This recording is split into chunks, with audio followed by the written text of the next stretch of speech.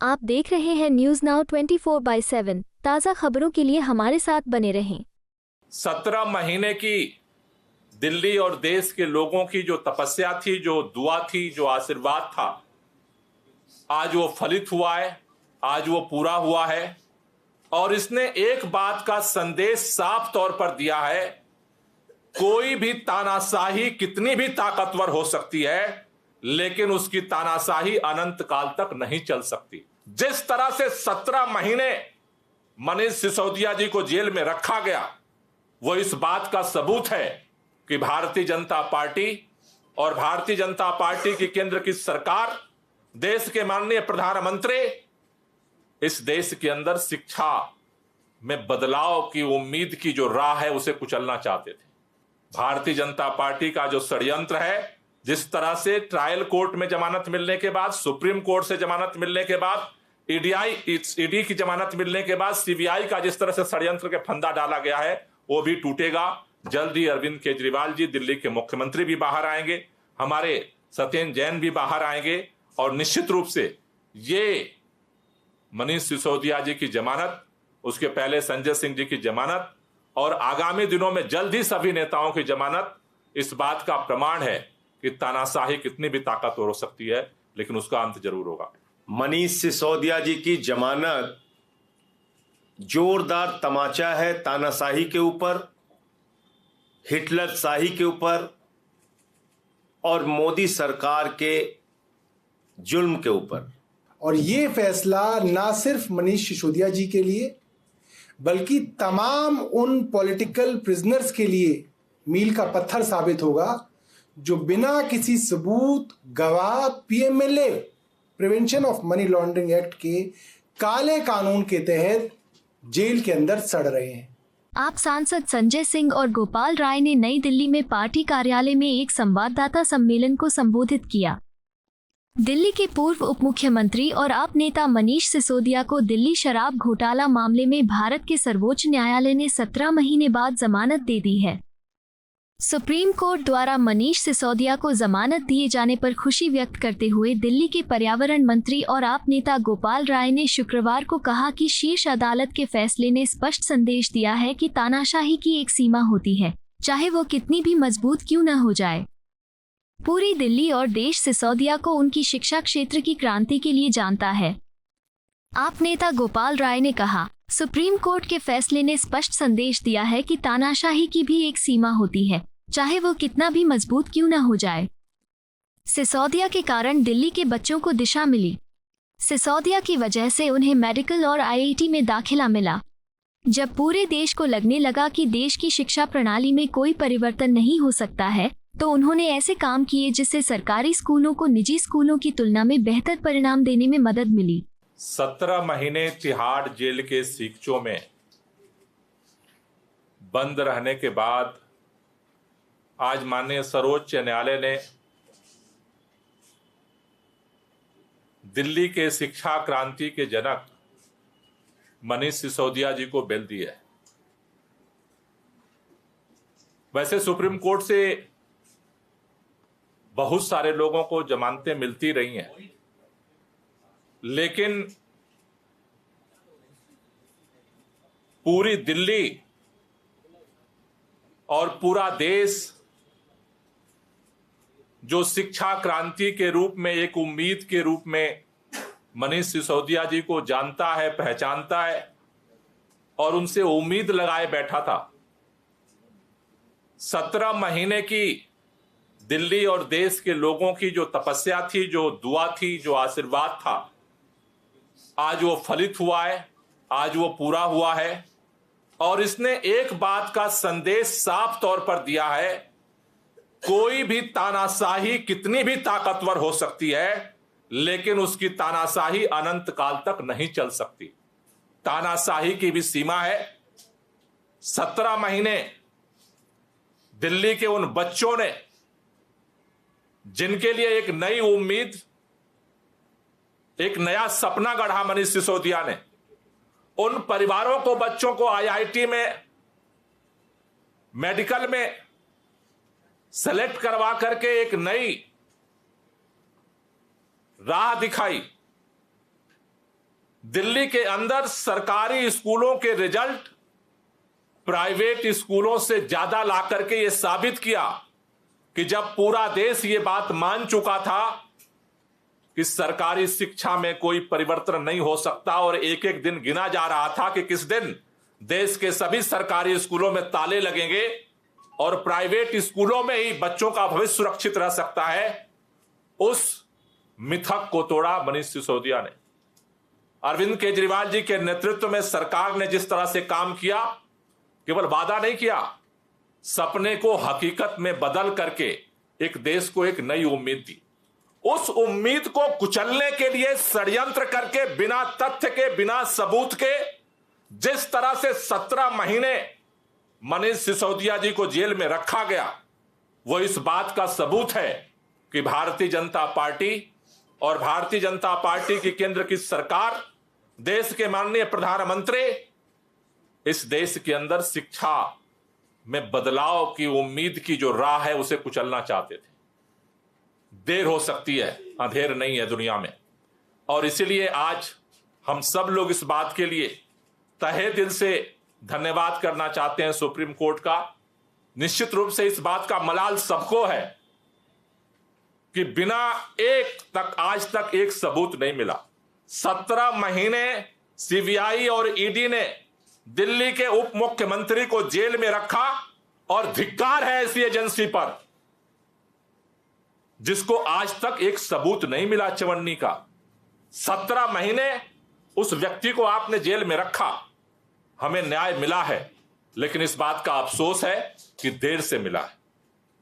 इस बात का अफसोस है कि जो बिल उनको 1 साल पहले मिल जानी चाहिए थी, न्यायिक प्रक्रिया में डिले की वजह से आज 17 महीने बाद वो बिल मिली है। इस बात को लेकर के दिल्ली के लोगों को मलाल है, लेकिन देर आए खुशी लेकर के आज सुप्रीम कोर्ट का फैसला आया है। मैं दिल्ली के लोगों को और देश के लोगों को बधाई देना चाहता हूं कि केवल उप मुख्यमंत्री नहीं, जल्द ही भारतीय जनता पार्टी का जो षड्यंत्र है, जिस तरह से ट्रायल कोर्ट में जमानत मिलने के बाद, सुप्रीम कोर्ट से जमानत मिलने के बाद, ईडी की जमानत मिलने के बाद सीबीआई का जिस तरह से षड्यंत्र के फंदा डाला गया है, वो भी टूटेगा। जल्द ही अरविंद केजरीवाल जी दिल्ली के मुख्यमंत्री भी बाहर आएंगे, हमारे सत्येंद्र जैन भी बाहर आएंगे और निश्चित रूप से ये मनीष सिसोदिया जी की जमानत, उसके पहले संजय सिंह जी की जमानत और आगामी दिनों में जल्द ही सभी नेताओं की जमानत इस बात का प्रमाण है कि तानाशाही कितनी भी ताकतवर हो सकती है, लेकिन उसका अंत जरूर होगा। मनीष सिसोदिया जी की जमानत जोरदार तमाचा है तानाशाही के ऊपर, हिटलर शाही के ऊपर और मोदी सरकार के जुल्म के ऊपर। 17 महीने आपने एक ऐसे व्यक्ति को जेल में रखा जिसके खिलाफ एक सबूत नहीं था, 1 रुपए की पैसे की बरामदगी नहीं हुई, कोई जमीन जायदाद का कागज नहीं मिला, गांव खोद डाला, बैंक खोद डाला, घर खोद डाला, कहीं कुछ नहीं मिला। लेकिन ईडी वाले, सीबीआई वाले तारीख पे तारीख, तारीख पे तारीख, तारीख पे तारीख, 17 महीने आपने सिर्फ और सिर्फ एक प्रयास किया, मनीष सिसोदिया कैसे जेल में रहे। आज माननीय सर्वोच्च न्यायालय का फैसला न्याय व्यवस्था की जीत है, लोकतंत्र की जीत है और दिल्ली और देश के लोगों की भावनाओं की जीत है। पूरा देश ये मानता है कि शिक्षा के क्षेत्र में अद्भुत और अनुकरणीय काम मनीष सिसोदिया ने किया और आपने ऐसे व्यक्ति को पकड़ के जेल में डाल दिया। पूरा देश ये मानता है कि अरविंद केजरीवाल के नेतृत्व में दिल्ली के अंदर शिक्षा, स्वास्थ्य, बिजली, पानी, माताओं बहनों के लिए बस की यात्रा, बुजुर्गों की तीर्थ यात्रा, अनुकरणीय काम करके दिखाया केजरीवाल जी की सरकार ने। आपने केजरीवाल को पकड़ के जेल में डाल दिया। मोहल्ला क्लिनिक का मॉडल जो पूरे दुनिया में प्रचारित हुआ, आपने सत्येंद्र जैन को पकड़ के जेल में डाल दिया। मैं संसद में इस सरकार के भ्रष्टाचार के खिलाफ आवाज उठाता था, मुझे पकड़ के 6 महीने जेल में रखा। तो मकसद जांच करना नहीं है, मकसद है विपक्ष के लोगों को पकड़ पकड़ के जेल में डालना। मैं प्रधानमंत्री जी से पूछना चाहता हूं, मनीष सिसोदिया की जिंदगी के जो 17 महीने बर्बाद हुए उसका हिसाब कौन देगा? मनीष सिसोदिया की पत्नी, उनके बच्चे, उनके परिवार ने जो मानसिक प्रताड़ना झेली उसका जवाब कौन देगा? दिल्ली के लाखों बच्चे जो एक ऐसे अच्छे शिक्षा मंत्री की प्रयासों से वंचित रह गए उसका हिसाब कौन देगा? अपनी दुर्भावना और द्वेष की राजनीति के कारण आपने 17 महीने से मनीष सिसोदिया को जेल में रखा था। उनको सुप्रीम कोर्ट से जमानत मिली है। अरविंद केजरीवाल के मामले में तो कई गुना आप आगे चले गए। ईडी कोर्ट ने जमानत दे दी बगैर ऑर्डर की कॉपी के। न्यायपालिका के इतिहास में पहली बार रिहाई पे आपकी ईडी ने जाकर रोक लगवा दी और जबरदस्ती नया मामला सीबीआई का बना के केजरीवाल जी को आपने जेल में रखा है। अब भी जरा सी भी शर्म है, जरा सी भी शर्म है प्रधानमंत्री जी, तो आगे बढ़िए और इस राजनीति को खत्म कीजिए। जो हमारे नेताओं को आपने जबरन जेल में रखा है, अपनी एजेंसीज को कहिए फालतू का न्यायालय में विरोध करना बंद करें। आपके पास कोई सबूत ही नहीं है। न 1 रुपए केजरीवाल जी के यहां से मिला, न सत्येंद्र जैन जी के यहां से मिला, न मनीष सिसोदिया जी के यहां से मिला। मैं अपने केस के बारे में बोल नहीं सकता, कोर्ट ने रोका है। क्या कर रही है आपकी जांच एजेंसियां? और जहां पैसा निकला उस पर कोई कार्रवाई नहीं करते। 60 करोड़ रुपए की रिश्वत, मैं फिर दोहरा रहा हूं, भारतीय जनता पार्टी ने शराब घोटाले किए हैं और भारतीय जनता पार्टी ने 60 करोड़ रुपए की रिश्वत शरद चंद्र रेड्डी से ली है। उनके नेताओं से कोई पूछताछ हुई? इलेक्टोरल बॉन्ड का सीधा पैसा पकड़ा गया बीजेपी के पास, उसके बाद उसकी रिहाई हुई है। तो भारतीय जनता पार्टी इस देश की सबसे भ्रष्ट, बेईमान, इलेक्टोरल बॉन्ड के जरिए रिश्वत खाने वाली घोषित पार्टी है। आम आदमी पार्टी ने हमेशा ईमानदारी और सच्चाई के रास्ते पर चलने का काम किया है। अरविंद केजरीवाल, मनीष सिसोदिया, सत्येंद्र जैन, जिनको भी जेल में रखा गया, सिर्फ और सिर्फ दुर्भावना और बदले की राजनीति के कारण। भारतीय जनता पार्टी वो पार्टी है जो घृणा, नफरत, द्वेष, झगड़े, लड़ाई, दंगे, फसाद, इसमें यकीन रखती है। उसको किसी का विकास नहीं करना है, उसको देश को आगे लेके नहीं जाना है। मैं फिर दोहरा रहा हूं, मनीष सिसोदिया के इस जमानत से पूरे देश के लोगों में, आम आदमी पार्टी के कार्यकर्ताओं में जबरदस्त उत्साह है और आने वाले चुनावों में भी इसका बहुत बड़ा फायदा आम आदमी पार्टी को मिलेगा। जल्दी हमारे नेता और पार्टी के मुखिया अरविंद केजरीवाल जी बाहर आएंगे, सत्येंद्र जैन जी भी बाहर आएंगे। ये राजनीति नफरत वाली थोड़े दिन तो चल सकती है, लेकिन इसको इस देश के लोग, दिल्ली के लोग पराजित करेंगे।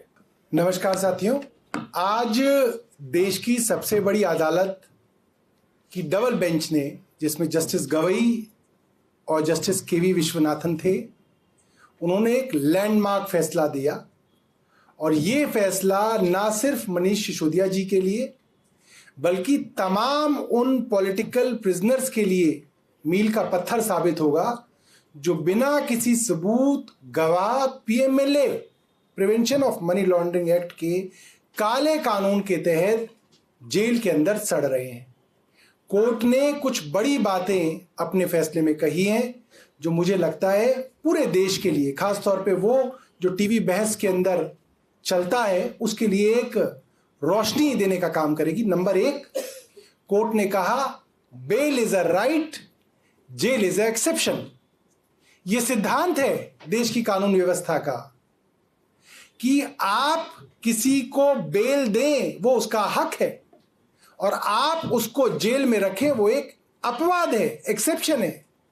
और यहां पे ये मामला इसलिए साबित होता है, बिना किसी कानून के, बिना किसी सबूत के, बिना किसी गवाह के 17 महीने तक मनीष सिसोदिया जी जेल में हैं।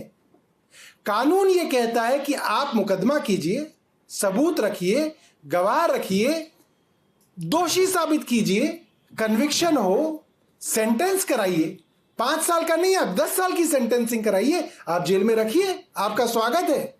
मगर जहां पे आपने ट्रायल ही नहीं शुरू की, साबित कुछ नहीं हुआ, वहां पे आप किसी को 17 महीने कैसे जेल में रख सकते हैं? कोर्ट ने कहा कि आज देश में स्नेक्स एंड लेडर, सांप सीढ़ी का खेल चल रहा है। आदमी लोअर कोर्ट में जाता है, जमानत के लिए इंतजार करता है, मैटर रिजर्व हो जाता है, इंतजार करता है, डिसमिस। फिर हाई कोर्ट में जाते हैं, सुनवाई होती है, रिजर्व होता है, इंतजार होता है, डिसमिस। फिर आप सुप्रीम कोर्ट जाते हैं, फिर वापस। ये सांप सीढ़ी का खेल आज केंद्र सरकार ने देश में चलाया हुआ है।